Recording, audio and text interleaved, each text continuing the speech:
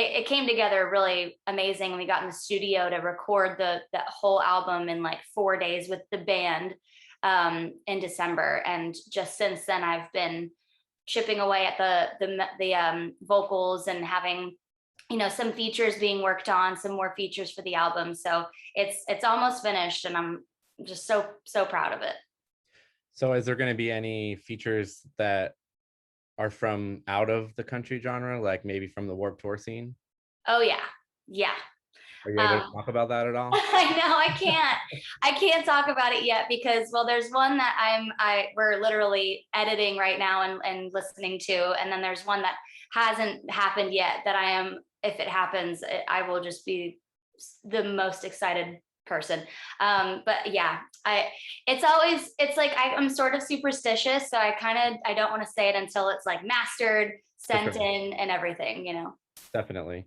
So would you classify this album as more of like an emo country album, or like a pop rock with country elements album? Yeah, I mean, it's funny. I guess I listen to it and I think these songs are pretty pop punk, pop rock. And then I talked to Jonathan Daniel at Crush Management, and I sent him some songs because I wanted him to kind of tell me what he thought of it. And he was like, yeah, I mean, it still sounds country to me. So it really depends on the person and Yeah. what their ears pick up. But yeah, I think it'll be fun to see what people think what it classifies as. And that's what I love about it is I don't know either. Like it's just me, I'm passionate about all those genres. So I guess it's up to the fans to decide what, the main ingredient is.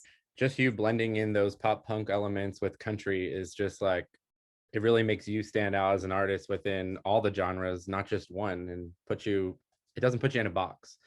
Yeah. So could you tell us a little bit about what it means to kind of keep the pop punk music scene alive within your music? As I know that right now in the mainstream, I mean, there's like people, Machine Gun Kelly, I mean, he released a pop punk record, went #1, still Yeah. going.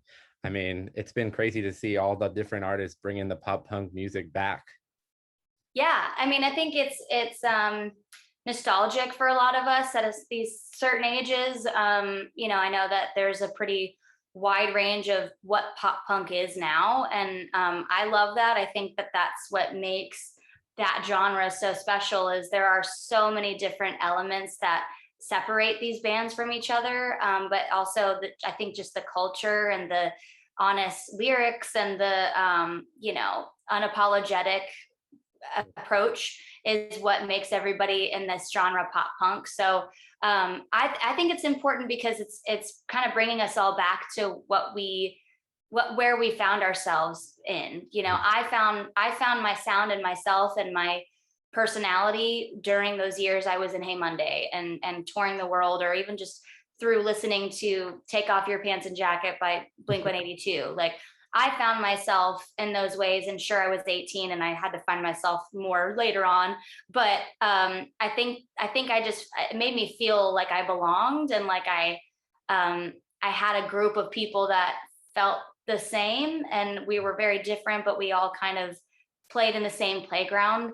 I think that's what makes pop punk so special. And I love seeing it stick around, and there's definitely a resurgence. And I love seeing bands like All Time Low, who have been around for a long time, finally getting like #1s at radio. And I think that's such a huge validating thing for me, going into this next chapter. Like, okay, well, I'm creating something that feels authentic to me, and it just so happens that it's coming back around. So that makes me feel excited. Definitely. I mean, and even Demi Lovato joined them on that track Monsters. I mean, Yeah. she is one of those people helping keep pop punk alive right now. I mean, I know, that's no so nights true. and everything. Yep. So who would you say are like a few of the pop punk artists, or maybe even just the country artists, that have influenced you during this process of making the record? I mean, people that are out currently, or even in the past, like growing up. Yeah, I mean, Blink-182 has always been a huge influence, and there's a few songs that definitely lean very Blink. on Thrive.